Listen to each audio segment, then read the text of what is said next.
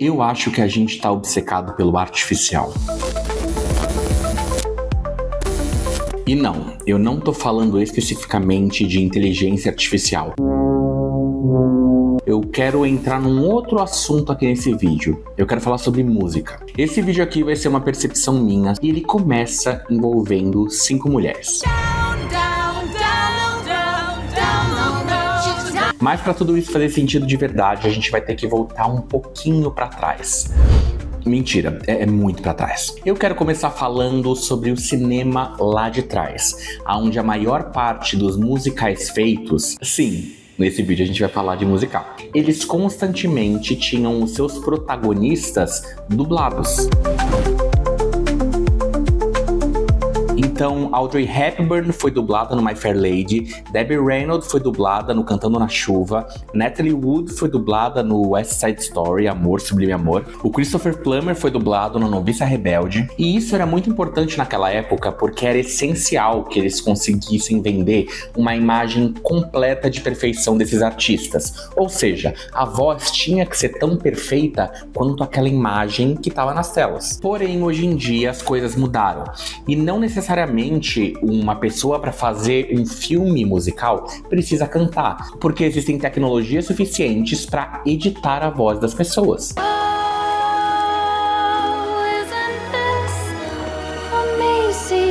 Às vezes alguém é um grandíssimo nome na mídia, uma grande celebridade, ou até um ator ou uma atriz muito boa, mas não necessariamente canta. E aí entra a edição. E é por isso que eu acho que o filme La La Land se destaca em algumas coisas. Mas eu vou usar ele como exemplo mais pra frente. E é importante deixar claro, eu não tô falando de autotune, porque autotune é uma outra coisa. Inclusive eu quero deixar aqui relacionado alguns vídeos sobre esse assunto, que inclusive eu usei pra fazer o roteiro desse meu vídeo aqui, e um deles é o vídeo de um canal chamado Sideway. Ele só tem inglês e eu não sei se ele tem legenda, mas vale conferir. E esse vídeo específico, ele destrincha a diferença entre autotune e pitch correction, que explicando de uma maneira bem simples é mais ou menos assim.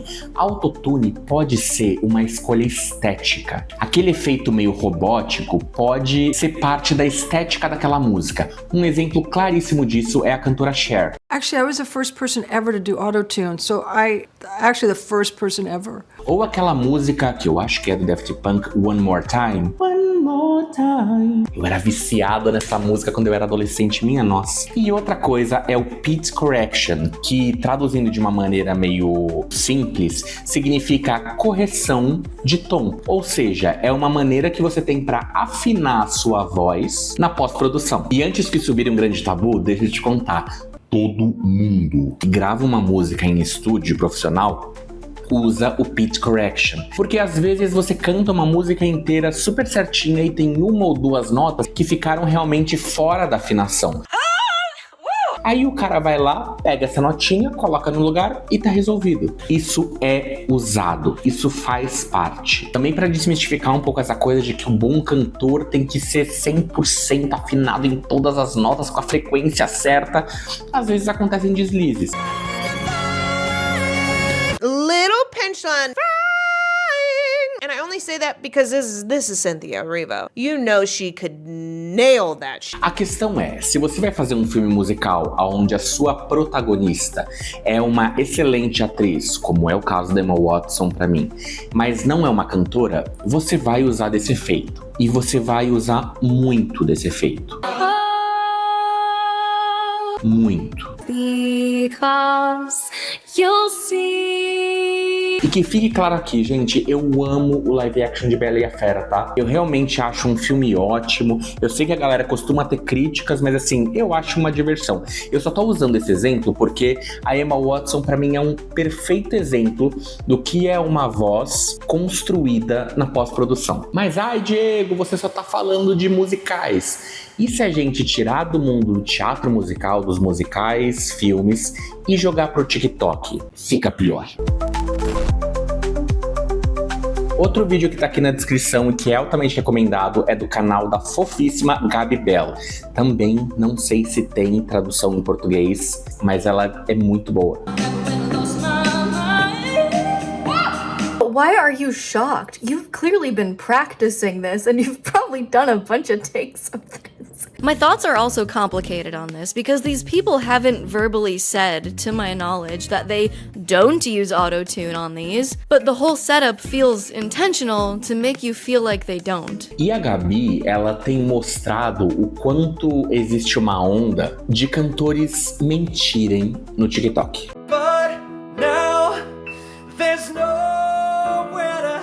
E desculpa, eu sei que é forte, mas a palavra é essa. É mentira mesmo. E não porque esses cantores não são bons ou porque eles não cantam.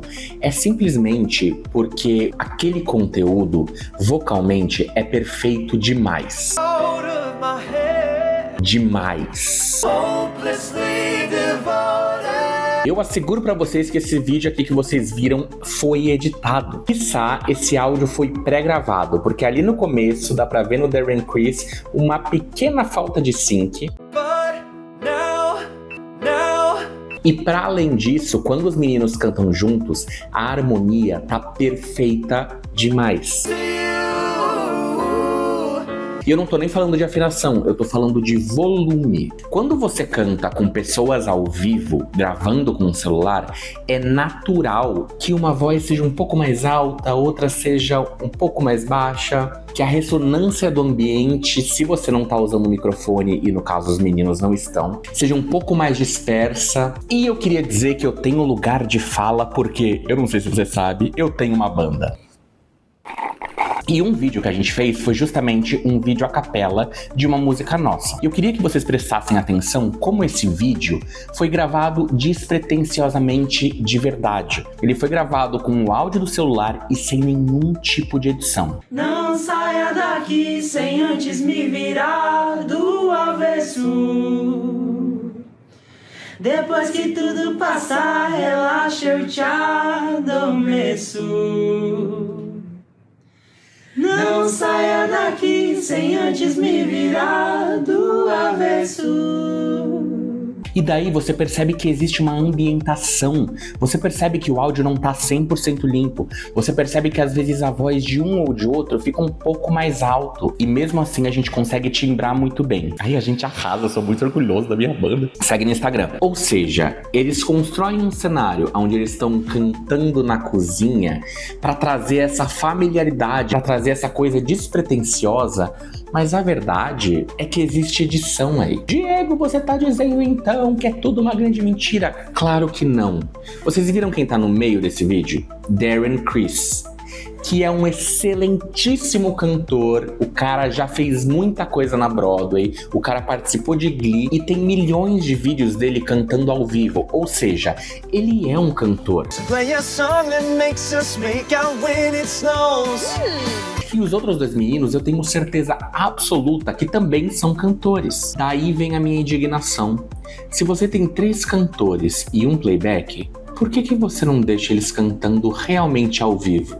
Se é meio que essa a ideia do vídeo. Não é um clipe editado, não é pra ser um vídeo produzido. É pra parecer que eles estão cantando ali ao vivo. Parecer. So much auto-tune. What's the point? I don't get it. I don't get why good singers. She's a good singer. Is it just to get people talking in the comments? Vocês entendem um pouco da problemática disso? Eu vou dar um exemplo prático. Se uma pessoa não consegue cantar, ela pode ser editada, mas eu não acho que a voz vai ficar tão boa. Let it go, and here I stand. Let it go, let it go. Agora, se a pessoa tem uma noção de canto ou de fato é um cantor, a edição fica muito mais fácil. Daí eu finalmente chego no meu ponto. Quando eu vi a música Down the Witch's Road, da série da Agatha, eu não percebi diferença nas vozes das atrizes / cantoras. A questão é que uma delas era Patti LuPone.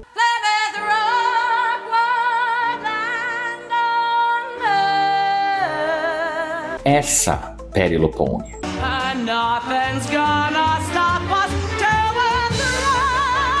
Atriz e cantora Patti LuPone.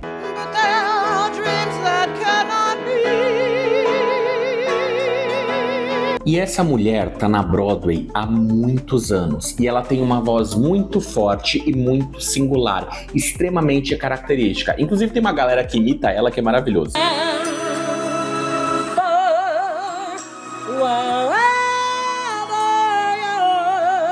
Como que o coro dessa música conseguiu padronizar a voz da Patti LuPone?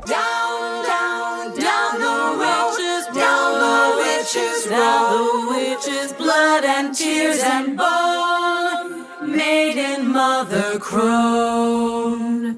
E claro, eu sei que é uma super covardia da minha parte comparar 4 atrizes que não são necessariamente cantoras com uma grande cantora da Broadway. Mas o meu ponto é, a música é tão mixada pra ficar perfeita demais que ela perde um traço importantíssimo, na minha opinião, que é a humanidade. E assim, eu amo Agatha, eu fiquei obcecado pela série, eu realmente fiquei doido por todas as músicas, independente delas serem super editadas e masterizadas, mas foi justamente esse questionamento de não ter ouvido a voz da Patti LuPone que me fez ter vontade de falar um pouco sobre essa perfeição exagerada, talvez, que a gente tá buscando. Essa música não parece com a Emma Watson. And so much hope and love endure. Essa música não parece com Will Smith. Porque elas foram mixadas e trituradas de uma maneira tão genérica que elas perdem a personalidade delas. E eu sei que a gente tá num momento onde a gente tá obcecado pela perfeição. Não à toa, as pessoas têm usado IA pra absolutamente tudo. Fotos perfeitas, músicas perfeitas, vídeos perfeitos. Porque afinal, eles são perfeitos e são mais baratos de serem produzidos. Mas eu de verdade acho que a gente tá usando toda essa perfeição estética de uma maneira muito estranha. Eu acredito honestamente que o que é melhor para comunicar com um ser humano é outro ser humano, que não é perfeito, não é intocável, pode e deve ter falhas, que canta de uma maneira humana. E como eu disse pra vocês, quem eu acho que faz um trabalho excelente trazendo humanidade pra um filme musical é a La La Land. E sabe por quê? Porque as músicas de La La Land são extremamente simples, melodicamente mesmo falando. Os vocais de La La Land, não só dos protagonistas, mas das pessoas que cantam no coro, são super simples. Meio que todo mundo consegue cantar essas músicas. E eu acho que essa facilidade, de certo modo, aproxima a gente da obra. Inclusive, falar que as músicas são simples não é de maneira nenhuma tirar a qualidade delas. Eu amo todas as músicas de La La Land. E sabe aonde eu percebi a simplicidade dela? No momento em que na primeira música, Another Day of Sun, uma menina negra sai do carro e canta. Tenho certeza que vocês me entendem quando eu digo que Hollywood é excelente para criar estereótipos. E o estereótipo de pessoas negras cantando em musical é sempre esse. Ou esse. Só que em La La Land, a menina canta assim.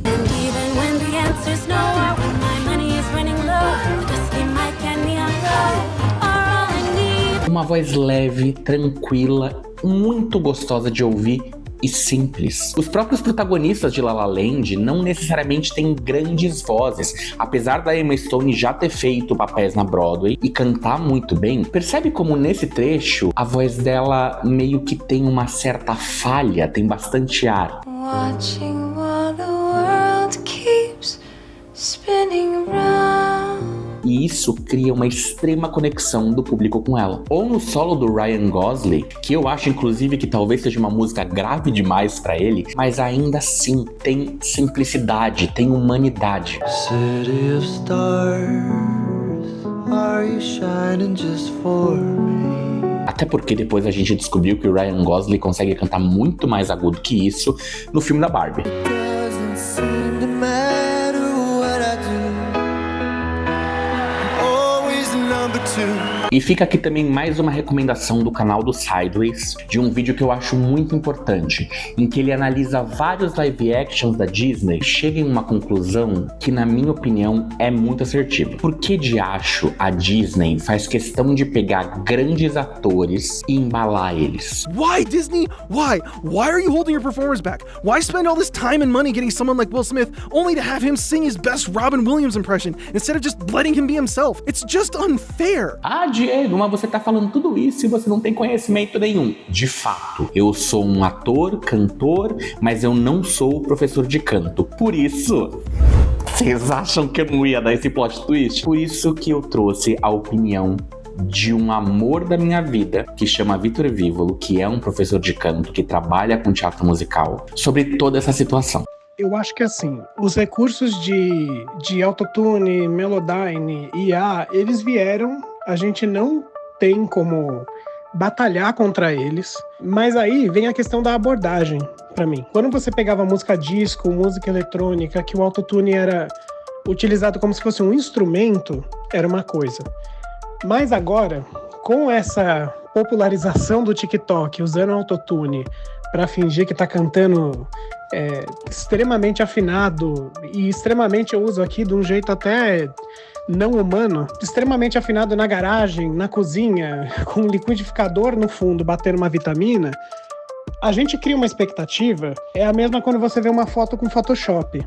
No início, quando o Photoshop começou a ser utilizado para a edição da imagem e para a criação dessa expectativa de uma autoimagem extremamente perfeita, com uma pele perfeita, com um corpo dentro de padrões que a gente sabe que são, assim, opressivos, vamos dizer assim, e eu sinto que com o passar dos anos a gente foi vendo isso e falando, peraí, esse corpo não é natural, esse rosto não é natural. É a mesma coisa que eu sinto que está acontecendo com a voz. Né? Então, assim, quando você utiliza o autotune para criar uma voz que é extremamente artificial, você está criando também uma expectativa para esse pessoal que está estudando canto, de que a voz deles possa atingir aquilo. O pior para mim é isso, é impossível você alcançar o timbre de um autotune com a sua própria voz. Por quê? O autotune ele não se utiliza só da ferramenta de afinação. O pior dele é que ele cria essa expectativa de que você vai ter um timbre que todas as notas são perfeitas entre si. O seu lá é um lá perfeito. E a gente sabe que isso não existe. Não existe notas extremamente perfeitas se você está lidando com um humano, porque o humano ele está utilizando a prega vocal, o corpo dele como instrumento. Vai ter uma micro desafinação, vai ter um vibrato que vai desafinar a sua nota. E é isso para mim que é a graça.